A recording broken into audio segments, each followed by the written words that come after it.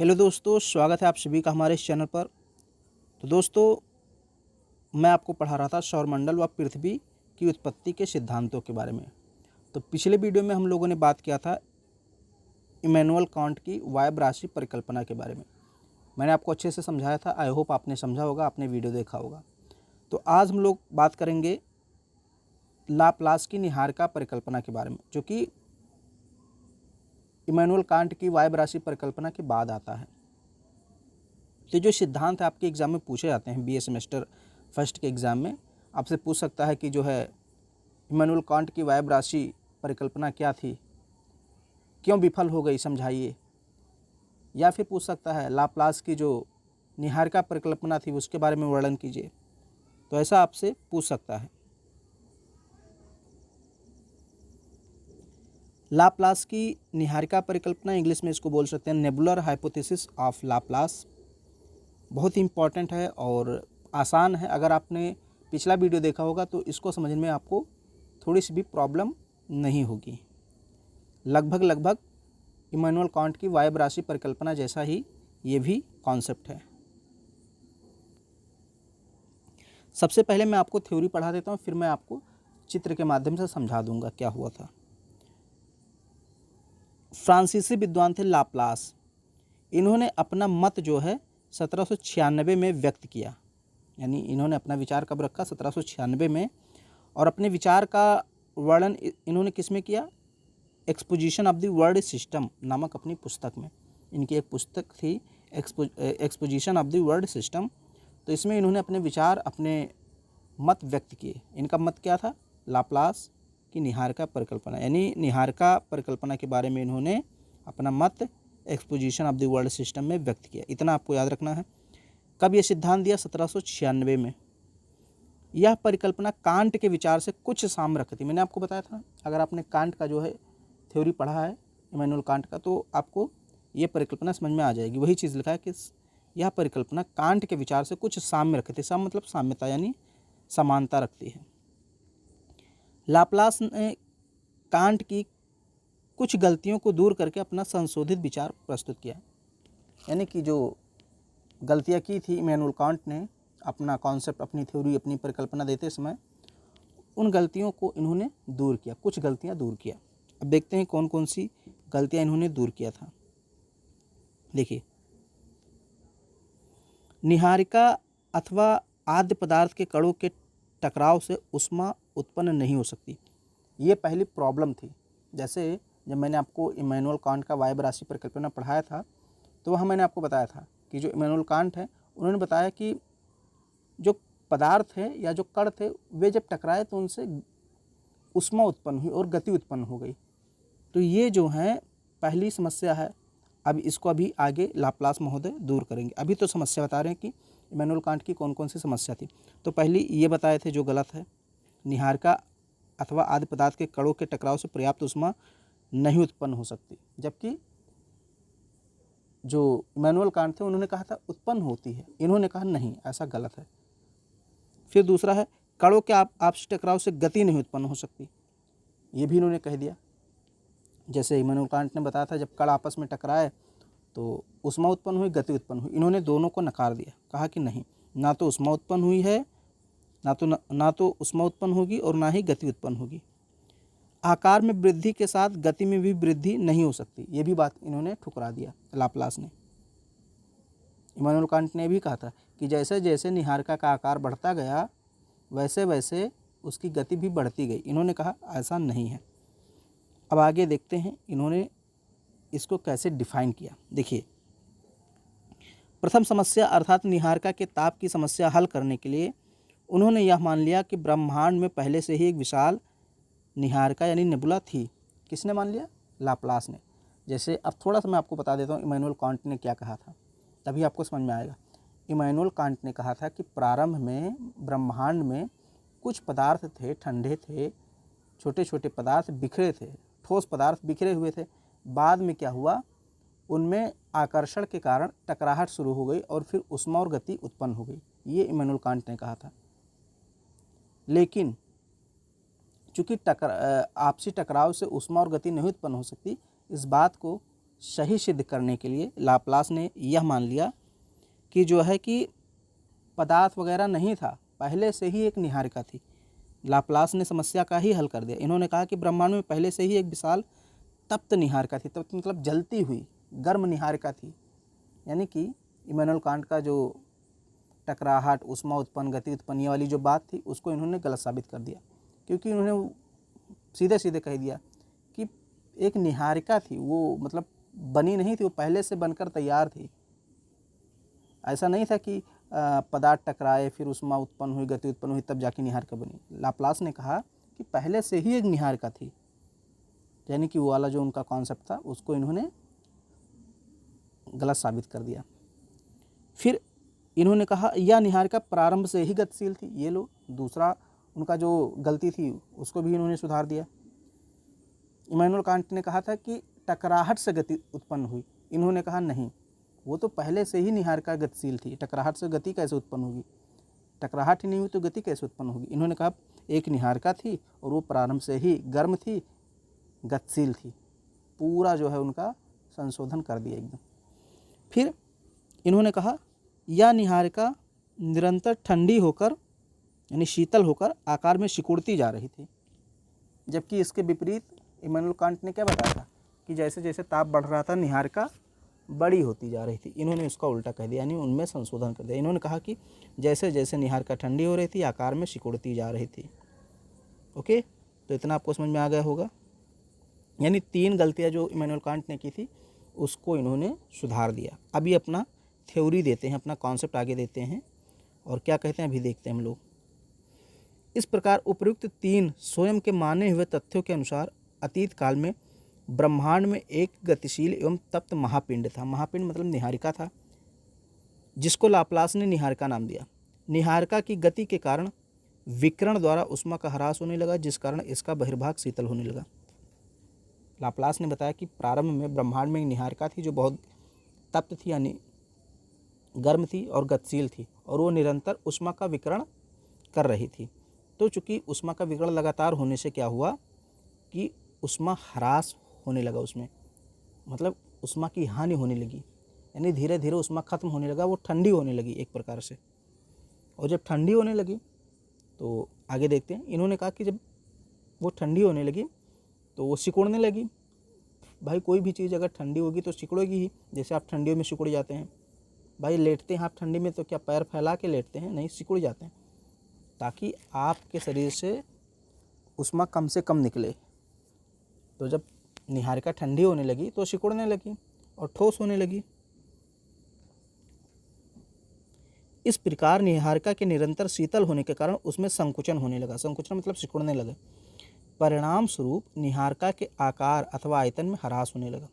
मतलब लाप्लास ने कहा कि जब निहारिका ठंडी होने लगी, शीतल होने लगी, तो वो सिकुड़ने लगी, और जैसे जैसे वो छोटी होती गई वैसे उसका आयतन यानी कि साइज जो है वो कम होता गया। आयतन में कमी के कारण निहारिका की गति में निरंतर वृद्धि होने लगी। ये बात याद रखना, जैसे जैसे उसका आयतन कम होता गया उसके जो है कि गति में वृद्धि होने लगी। जबकि इमैनुअल कांट ने उल्टा बताया था। उन्होंने क्या कहा था? उन्होंने कहा था आकार में वृद्धि के साथ गति में वृद्धि हुई। ये इमैनुअल कांट ने बताया था, जबकि लाप्लास कहते हैं आकार में कमी होने के साथ गति में वृद्धि हुई। तो दोनों में अंतर देखिए। उन्होंने कहा था गति में वृद्धि तब हुई जब आकार बढ़ा, इन्होंने कहा गति में वृद्धि तब हुई जब आकार घटा। तो ये दोनों में अंतर है। यहाँ पर कांट की तृतीय गलती भी दूर हो जाती है, तो मैंने आपको पहले ही बता दिया। अत्यधिक गति के कारण केंद्र प्रसारित बल के कारण निहारिका के मध्यवर्ती भाग के पदार्थ भारहीन होने लगे तथा मध्य भाग बाहर की ओर उभरने लगा। अब आप ही सोचिए, ये सब देखिए, ये सारी चीज़ें जो हैं सोचने वाली है। लाप्लास महोदय कहते हैं ये मान लीजिए निहारिका है और इसका जो बाहरी भाग है ये ठंडा होने लगा। तो बाहरी भाग क्या हो गया? ठंडा हो गया, यानी कि वो ठोस हो गया ठंडा होकर के। और अंदर वाला जो भाग है, जो अंदर वाला भाग है वो तो अभी भी गर्म है, पिघला हुआ है। तो अब भाई एक पिघला हुआ भाग और एक ठंडा भाग, क्या दोनों एक साथ रह सकते हैं? नहीं। तो हुआ क्या कि ये जो बाहरी भाग था, जो ठोस था, ये धीरे धीरे अलग होने लगा। अब ये सोचिए, अगर ये अलग होगा तो कैसे अलग होगा? छल्लों के रूप में ही अलग होगा। तो वही लाप्लास महोदय कहते हैं कि चूंकि अंदर का भाग गर्म था और बाहर का भाग धीरे धीरे ठंडा होने लगा, ठोस होने लगा, इस कारण जो है कि केंद्र प्रसारित बल के कारण, चूंकि ये निहारिका घूम रही थी तेजी से, तो केंद्र प्रसारित बल यानी बाहर की ओर लगने वाले बल के कारण छल्ले निकलने लगे। देखिए, अत्यधिक गति के कारण, केंद्र प्रसारित बल के कारण निहारिका के मध्यवर्ती भाग पदार्थ के भारहीन होने लगे। यानी मध्यवर्ती भाग के पदार्थ जो थे, चूँकि वो गैस रूप में थे, अभी भी वो गैस के रूप में थे, गर्म थे, पिघले हुए, तो वो भारहीन होने लगे, मतलब हल्का महसूस करने लगे तथा मध्य भाग की ओर उभरने लगे। ऊपरी भाग निरंतर शीतल होने के कारण अत्यधिक घना हो गया। मैंने आपको बताया जो ऊपर का भाग था वो शीतल हो रहा था, लगातार ठंडा हो रहा था, और इस कारण वो घना हो गया, यानी ठोस हो गया। परंतु यह ऊपरी भाग निचले भाग के साथ भ्रमण नहीं कर सका, यानी दोनों एक साथ गतिशील नहीं रह सके, क्योंकि एक ठोस था ऊपर वाला और अंदर वाला गर्म था, दोनों एक साथ चल नहीं सकते थे। इस प्रकार ऊपरी भाग निरंतर शीतल होते तथा सिकुड़ते मध्य भाग से छल्ले के रूप में पृथक होने लगा। कुछ समय बाद यह गोल छल्ला निहारिका से अलग होकर बाहर निकल आया तथा निहारिका का चक्कर लगाने लगा। लाप्लास के अनुसार निहारिका से केवल एक ही छल्ला बाहर निकला था, बाद में यह 9 छल्लों में विभाजित हो गया, जबकि कांट के अनुसार निहारिका से ही 9 छल्ले निकले थे। तो दोनों में एक अंतर यह भी है कि जो इमैनुअल कांट थे उन्होंने बताया था कि निहारिका से 9 छल्ले निकले थे, एक के बाद, यानी 1 निकला, 2 निकला, 3, ऐसे करके 9 निकले थे निहारिका से। लेकिन लाप्लास क्या कहते हैं कि निहारिका से, मान लीजिए ये निहारिका है और ये बीच का पदार्थ जो है, ये बीच का जो पदार्थ है गर्म है और ऊपर का भाग ठोस है। ओके, तो ऊपर वाला भाग जो है कि ये मान लीजिए ऐसे था और ये ऐसे ही बाहर निकल गया। ओके, अब बाहर निकल गया तो क्या हुआ? बाहर निकल गया तो एक छल्ला ये बाहर निकल गया, और जो गर्म पदार्थ था वो ठोस ऐसे रह गया। मान लीजिए जो ये गर्म पदार्थ था ये रह गया इधर, और बाहर वाला पदार्थ बाहर निकल गया छल्ले के रूप में। तो ये छल्ला जो है बाद में 9 भागों में टूट गया। ये कौन कहता है? ये लाप्लास कहते हैं कि एक ही छल्ला निकला था और वो 9 भागों में टूटा और 9 ग्राह बने। जबकि जो है कि इमैनुअल कांट कहते हैं कि एक एक करके 9 छल्ले निकले थे तथा प्रत्येक छल्ला एक दूसरे से दूर हटता गया। प्रत्येक छल्ले के समस्त पदार्थ ने एक स्थान पर गांठ के रूप में एकत्र होकर गर्म वायव राशि या गर्म वायव ग्रंथि का रूप धारण कर लिया। ग्रंथि का मतलब गांठ, यानी ठोस रूप धारण कर लिया, जो आगे चलकर शीतल होकर ठोस बनकर ग्रह बन गया। इस प्रकार 9 ग्रहों का निर्माण हुआ। इसी क्रिया की पुनरावृत्ति के कारण ग्रहों से उपग्रहों का आविर्भाव हुआ। निहारिका का जो अवशिष्ट भाग था वो सूर्य बना। ओके, तो आई होप आपको समझ में आ गया होगा। एक बार मैं फिर से आपको समझा देता हूँ। मान लीजिए ये मध्य भाग है उसका, निहारिका का, और ये छल्ला है। तो क्या हुआ कि ये वाला जो छल्ला है ये धीरे धीरे बाहर आ गया। तो ये वाला मान लीजिए बाहर आ गया, छल्ला बाहर आके इधर आ गया, तो बीच का जो बचा ये सूर्य बन गया, बाकी ये जो टूट के 9 भागों में ग्रह बन गया और फिर इसके चारों तरफ घूमने लगा। ऐसे सौरमंडल की उत्पत्ति हुई। ये लाप्लास महोदय का कहना था। अब देखते हैं मूल्यांकन। लेकिन मूल्यांकन देखने से पहले मैं आपको थोड़ा सा चित्र भी दिखा देता हूँ। ये देखिए कुछ इस प्रकार। ये पहले लाप्लास महोदय ने बताया कि एक तप्त गर्म गतिशील निहारिका थी, पहला निहारिका। तो अब ये निहारिका जो थी ये निरंतर गतिशील हो रही थी और ऊष्मा का ह्रास कर रही थी। विकिरण के द्वारा ऊष्मा का ह्रास कर रही थी, मतलब धीरे धीरे ऊष्मा इसके अंदर से खत्म हो रही थी, ये ठंडी हो रही थी। तो ठंडी हुई तो इसका किनारे का भाग देखो काला पड़ रहा है। ये देखो तीसरे स्टेप में किनारे का भाग काला पड़ रहा है, यानी कि वो ठंडी हो रही, कठोर हो रही है फिर क्या हुआ, धीरे धीरे कठोर होकर के, ये देखिए यहाँ भी कठोर हुआ और फिर वो छल्ले के रूप में बाहर निकल गया, यानी कि जो बाहरी भाग था वो कठोर हो गया, ठोस हो गया ठंडा होकर के, और जो अंदर का भाग था, ये देखिए अंदर का भाग यहाँ आप देखिए ये अभी भी पीले कलर का है, सॉरी ये देखिए अंदर का भाग पीले कलर का है। तो अंदर का भाग जो है वो सूर बन गया, पीले कलर का था, जो पिघला हुआ था, गैसीय रूप में था, गर्म था, वो सूर बन गया, और जो छल्ला बाहर निकला ठोस होकर के वो टूट करके ग्रह के रूप में बन गया। फिर ग्रहों से ऐसे उपग्रह भी बने। तो ये कॉन्सेप्ट था। अब देखते हैं इनके सिद्धांत में कितना सच्चाई है, कितना फसाना है।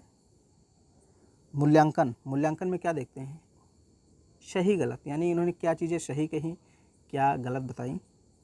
सबसे पहले तो इनसे ये पूछा गया भाई कि आपने कहा कि प्रारंभ में ब्रह्मांड में निहारिका थी, तो निहारिका आई कहाँ से? तो लाप्लास महोदय इसका जवाब नहीं दे पाए, यानी कि लाप्लास महोदय की थ्योरी जो थी, कॉन्सेप्ट जो था, फेल हो गया, इसका जवाब ही नहीं दे पाया। इनसे पूछा गया कि भाई आप ब्रह्मांड की यानी सौरमंडल की उत्पत्ति के बारे में बता रहे हैं, तो निहारिका कौन थी, कहाँ से आई, उसका निर्माण कैसे हुआ, ये तो आपने बताया ही नहीं। जबकि इमैनुअल कांट ने बताया था कि छोटे पदार्थ थे, वे आपस में टकराए, गति उत्पन्न हुई, ऐसा हुआ वैसा हुआ, उष्मा हुई, फिर जो है निहारिका बनी। आपने तो वो भी नहीं बताया, आपने तो सीधे निहारिका को मान लिया कि प्रारंभ में निहारिका थी। तो इनसे पूछा गया, ये जवाब नहीं दे पाया। फिर जो है इसमें इनसे पूछा गया कि उसमें गति और उष्मा कैसे उत्पन्न हुई, इसमें भी ये फेल हो गए। इन्होंने क्या कहा, इन्होंने कहा इन्होंने मान लिया था शुरुआत से कि निहारिका थी, ब्रह्मांड में उसमें गति उष्मा थी, ये सब पहले से इन्होंने मान लिया। तो ये सब इनसे जब पूछा गया तो ये जवाब ही नहीं दे पाए। फिर इनसे पूछा गया, यदि सूर्य निहारिका का ही भाग है तो तरल अवस्था में होने के कारण इसके बीच में उभार होना चाहिए, जिससे यह मालूम पड़े कि एक नवीन छल्ला पृथक होकर बाहर निकलने वाला है, पर ऐसा नहीं हुआ। मतलब इनसे जैसे भाई जो निहारिका थी उसी का तो मध्य भाग सूर्य बना था और जो बाहरी भाग तो वो ग्रह बन गया था। तो इनसे पूछा गया कि ऐसी प्रक्रिया फिर चलनी चाहिए, ऐसा क्यों हुआ कि रुक गया, एक ही बार छल्ला निकला, फिर से छल्ला निकलना चाहिए, लगातार एक क्रम जारी रहना चाहिए, सूर्य के मध्य में फिर से उभार होना चाहिए और फिर से एक छल्ला निकलना चाहिए, तो रुक क्यों गया। फिर इनसे पूछा गया, निहारिका से 9 छल्ले ही क्यों निकले, 10 या 8 या 7 क्यों नहीं निकले, 12 क्यों नहीं निकले। इमैनुअल कांट ने 9 बताया, आपने भी 9 बता दिया, तो ये भी जवाब ये नहीं दे पाया। यदि ग्रहों की उत्पत्ति निहारिका से हुई तो प्रारंभ में वे द्रवित अवस्था में रहे होंगे, परंतु द्रवित अवस्था में ग्रह निर्बाध रूप से भ्रमण अथवा परिक्रमण नहीं करते, क्योंकि वो द्रव के विभिन्न स्तरों की गति समान नहीं होती। मैं समझा रहा हूँ अभी। उनमें घर्षण होता रहता है, केवल ठोस पिंड ही पूर्ण रूप से परिभ्रमण तथा परिक्रमण कर सकते हैं। अब देखिए इन्होंने बताया, इनसे पूछा गया, लाप्लास ने क्या बताया था कि भाई एक गर्म तप्त गतिशील निहारिका थी। तो इनसे पूछा गया कि भाई अगर निहारिका वो गतिशील थी और बहुत ज़्यादा गर्म थी, आप कह रहे हैं गर्म थी, तप्त थी, तो भाई कोई चीज़ गर्म होगी तो पिघली हुई अवस्था में रहेगी, और पिघली हुई अवस्था में यानी द्रव की अवस्था में रहेगी तो गति नहीं कर पाएगी, बहुत तेज़ी से गति नहीं कर पाएगी। तो कैसे आपने कह दिया कि वो बहुत तेज़ गतिशील थी, ये भी इसका जवाब नहीं दे पाया। फिर इनसे पूछेगा कि इस परिकल्पना के अनुसार सभी ग्रहों के उपग्रहों को अपने पिता ग्रहों की दशा में ही घूमना चाहिए। इस तथ्य के विपरीत शनि तथा बृहस्पति के ग्रह अपने पिता ग्रह के विपरीत दिशा में भ्रमण करते हैं। अब ये समझ लीजिए पॉइंट क्या है। इसमें ये कह रहा है कि मान लीजिए अगर इनकी थ्योरी को हम सच मान लें कि हाँ भाई पहले जो है निहारिका से ग्रह बने, फिर ग्रह से उपग्रह बने, तो अगर ऐसा ये हुआ तो जो जितने भी उपग्रह हैं उनकी घूमने की जो दिशा है, परिक्रमण की जो दिशा है, वो जो है कि अपने ग्रहों की दिशा में रहनी चाहिए। लेकिन ऐसा नहीं है, क्योंकि विपरीत और शनि के जो उपग्रह हैं वो उनके विपरीत दिशा में घूमते हैं। पिता मतलब बृहस्पति और शनि, यानी ग्रहों को पिता कहा गया है यहाँ पे, और जो बेटे हैं उपग्रह हैं। तो यानी उपग्रह अपने पिता यानी ग्रह के विपरीत क्यों घूमते हैं, उनको तो उनके दिशा एक ही दिशा में घूमना चाहिए जैसे वो घूमते हैं। तो इसका भी ये जवाब नहीं दे पाए। तो मतलब यही सारी चीज़ें थी लाप्लास की निहारिका परिकल्पना में। कहने का मतलब आगे आगे जब सिद्धांत नए नए आते गए तो पुराने सिद्धांत पुरानी परिकल्पनाएं फेल होती चली गई। हालांकि इनकी बातों में भी कुछ सच्चाई थी। इसके पहले जो इमैनुअल कांट ने कहा था उनकी बातों में भी कुछ सच्चाई थी। थोड़ी थोड़ी सच्चाई, थोड़ी थोड़ी आप कह सकते हैं जो है कि आप कह सकते हैं थोड़ा बहुत इसमें जो है फसाना था, कल्पना था, थोड़ी बहुत सच्चाई थी। तो बिल्कुल हम लोग एकदम नज़रअंदाज नहीं कर सकते कि एकदम गलत है, और बिल्कुल सही भी नहीं कह सकते कि क्योंकि आगे थ्योरी आती गई। तो आगे हम लोग बात करेंगे द्वैतारक परिकल्पना के बारे में। अभी तक आपने देखा कि जितने भी सिद्धांत मैंने पढ़ाए, चाहे इमैनुअल कांट की वायब राशि परिकल्पना पढ़ाई हो या फिर ये लाप्लास की निहारिका परिकल्पना, इसमें मैंने आपको बताया है कि एक ही तारा से सौरमंडल या ग्रहों का निर्माण हुआ। अभी तक मैंने एक ही तारा से बताया है आपको। अब जो आगे कॉन्सेप्ट होगा वो 2 तारों वाला होगा। उसमें हम लोग बात करेंगे कि एक नहीं बल्कि 2 तारों से हमारे सौरमंडल और ग्रहों का निर्माण हुआ। क्योंकि आगे कुछ वैज्ञानिक, कुछ दार्शनिक, कुछ विद्वान आते हैं, वो कहते हैं एक से नहीं 2 तारे थे, उनसे जो है हमारे ग्रह और सौरमंडल का निर्माण हुआ है। तो उस कॉन्सेप्ट को हम लोग कहते हैं द्वैतारक परिकल्पना या द्वैतवादी आप कह सकते हैं। द्वैतवादी मतलब जो कहते हैं 2 पिंड थे। तो उसकी बात हम लोग अगले वीडियो में करेंगे। अगले वीडियो आपको पसंद आ रहा है तो उसको लाइक कर दीजिए, शेयर कर दीजिए और हमारे चैनल को सब्सक्राइब कर लीजिए। PDF आपको टेलीग्राम चैनल पे भेज दिया जाएगा सेम टू सेम, तो टेलीग्राम चैनल को भी ज्वाइन कर लीजिए।